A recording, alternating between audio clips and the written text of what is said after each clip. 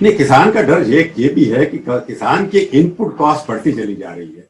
आपने डीजल बिल्कुल पेट्रोल के बराबर कर दिया, आपकी सरकार ने, स्टेट सरकार ने मिलकर के लगा करके टैक्स उनके बराबर कर दिया। डीजल उसको सस्ता मिलता था, यूज करता था।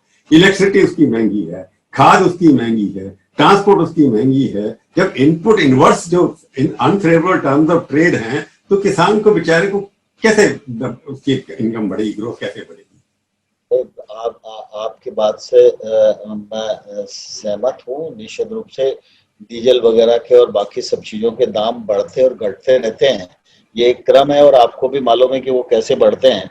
लेकिन मैं आपको ये बताना चाहता हूँ कि स्वामीनाथन साहब ने ये रिकमेंडेशन की थी कि किसान की लागत पर 50% मुनाफा जोड़कर एमएसपी घोषित किया जाना चाहिए। और 10 साल यूपीए की सरकार ने उनकी रिकमेंडेशन को नहीं माना और आज मोदी जी ने यह तय कर दिया और उसके बाद से लेकर अब लागत को जोड़ा जाता है। उसमें मानव श्रम, बैल का श्रम, बाकी ब्याज, डीजल, पेट्रोल जो भी लगता है, खाद बीज, सारी चीजों को जोड़कर जो लागत आती है उसके ऊपर 50% मुनाफा जोड़कर एमएसपी घोषित की जाती है। ये क्रम हम ही लोगों ने प्रारंभ किया, हमारी सरकार ने प्रारंभ किया और इसका फायदा आप देख रहे हैं कि 6 साल में लगभग 7 लाख करोड़ रुपया लगा के एमएसपी पर किसानों के उत्पाद की खरीद की गई है, जो यूपीए सरकार के 10 सालों से लगभग दोगुना है। तो मैं देखा था फिगर्स को, प्रिक्योरमेंट की बात कर रहे हैं। राइस की प्रिक्योरमेंट जो है 10 लाख टन प्रोडक्शन लगभग हुई थी, 510 लाख प्रोडक्शन। 2019-20 में उसकी प्रिक्योरमेंट आपने कुल की क्या करके, फिगर्स देख रहा हूं, अभी तक नहीं की। अगस्त तक राइस की अभी तक प्रिक्योरमेंट पॉलिसी आने वाली भी करेंगे आप इसके अंदर। वीट के अंदर 18-19 के अंदर, 19-20 के अंदर 357 लाख की, और अब पिछले साल 341 लाख की आपने। इस बार ज्यादा करने वाले ऐसा लगता है। एफसीआई की प्रिक्योरमेंट देखें कई स्टेट्स के अंदर बहुत कम होती चली जा रही है। वैसे पंजाब के अंदर 14 लाख टन प्रोडक्शन, वहां पर जो प्रिक्योरमेंट जो देखिए 112 लाख स्टेट एजेंसी नहीं, आपने केवल 14 लाख की। हरियाणा में 6 लाख की, उत्तर प्रदेश में 1,34,000 टन की, और मध्य प्रदेश में 0 एफसीआई ने प्रिक्योरमेंट की।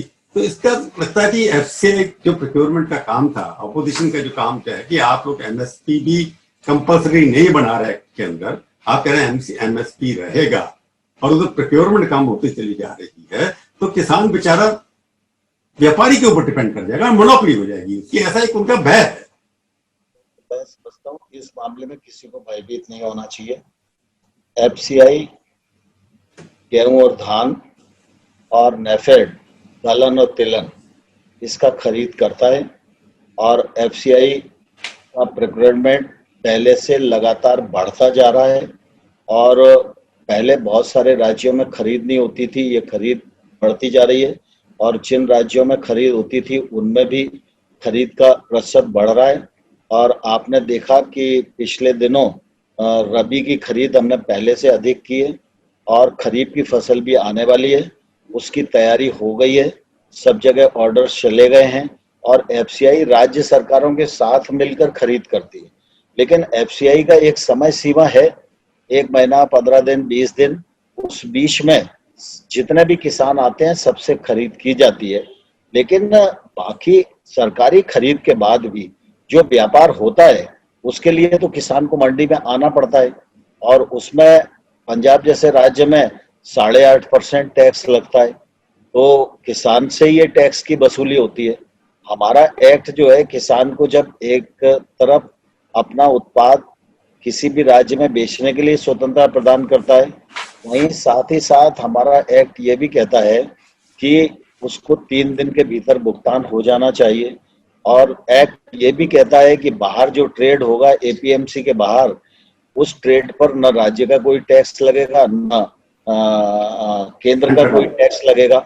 और बहुत सारे इससे इलेक्ट्रॉनिक प्लेटफॉर्म भी खड़े होंगे जिससे रोजगार के अवसर भी सृजित होंगे।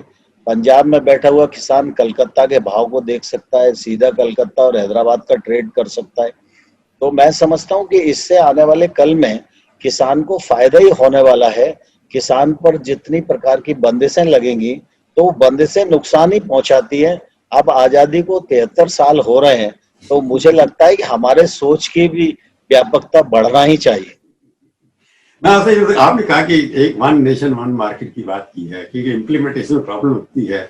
आपकी सरकार है हरियाणा के अंदर, मैं टीवी चैनल पे देख रहा था कि पंजाब के किसान लेके जा रहा है उस फसल, आपने बॉर्डर सील कर दिए, तो उसको रोक दिया। ये क्या पॉलिटिक्स है, मुझे समझ नहीं आता। देखिए, दरअसल वो अलग विषय, वो अलग विषय इसलिए है कि किसान तो मंडी के बाहर कहीं भी ट्रेड कर सकता है, लेकिन हरियाणा की सरकार अपने किसानों का बाजरा, वो अपने किसानों का बाजरा खरीदने के लिए कर रही है, तो वो यहाँ पर गलत नहीं है। पंजाब अपना किसानों का अगर बाजरा खरीदना चाहता है, वो सेंट्रल की खरीद नहीं है, वो हरियाणा सरकार का निर्णय है। वो अपना पैसा लगा के अपने किसान का बाजरा खरीद रहे हैं, तो वो हरियाणा सरकार देश भर का बाजरा खरीदेगी, ये कैसे कोई हरियाणा सरकार कर सकती है? नहीं तो फ्री ट्रेड करना चाहते हैं, जो किसान कहीं बेचे, किसान को मालिक वहां का सरकार नहीं खरीदे, कोई और खरीदे। इसका मतलब वन मार्केट वन नेशन जो है। नहीं, कल मध्य प्रदेश आपकी सरकार डिसाइड करेगी कि राजस्थान का कोई सामान नहीं आएगा। प्रभु जी, फ्री ट्रेड अलग विषय है, सरकार की खरीद अलग विषय है। एमएसपी पर हम जितना खरीदेंगे वो हम ही खरीदेंगे, तो इसलिए हम एमएसपी देते हैं क्योंकि उस भाव पर हम खरीदने वाले हैं। लेकिन मैं आपको दबाव नहीं दे सकता प्रभु जी, आप भी इसी भाव पर खरीदो। और ठीक बात है, जो राज्य हैं, वो कोई फसलें ऐसी है जिनको एमएसपी पर हम नहीं खरीदते, लेकिन राज्य को लगता है उसे अपने राज्य की खरीद लेना चाहिए, तो वो सरकारी खरीद है। लेकिन ओपन ट्रेड के लिए मनाही नहीं है, सरकारी खरीद के लिए, क्योंकि उसमें हरियाणा सरकार को पैसा इन्वॉल्व करना पड़ेगा, तो वो अपने किसानों को लाभ देना चाहते हैं। पंजाब का बाजरा लेकर के हरियाणा में जा रहा है, सरकार मत खरीदे, लेना दो ट्रैक्टर, उसको कहीं बेचना होगा बेच देगा, उसको रोकने की क्या जरूरत है? नहीं, सरकारी खरीद के लिए उन्होंने मना किया है, बाकी कोई बाजरा भेजे उसके लिए मनाही कर ही नहीं सकते। तो बॉर्डर पे ट्रैक्टर नहीं जाने दिए उनके, रोक लिए। अधिनियम ही इस बात की इजाजत देता है। हिंदुस्तान के किसी भी राज्य में इस मामले में बंदिश नहीं हो सकती, लेकिन अगर राज्य अपना पैसा इन्वॉल्व करके अपने किसानों का खरीदता है, ठीक बात है, जरूरी नहीं है कि वो दूसरे राज्य का खरीदे। इन किसानों को हरियाणा बॉर्डर पे ही रोक दिया गया, अंदर नहीं जाने दिया गया। नहीं, वो चूंकि खरीद चल रही होगी तो स्वाभाविक रूप से ऐसी परिस्थिति आई होगी, लेकिन ओपन ट्रेड के लिए कोई मनाही नहीं, क्योंकि इसमें सरकारी कांटे पर आना वो हरियाणा सरकार का निर्णय है, वो निर्णय कर सकते हैं।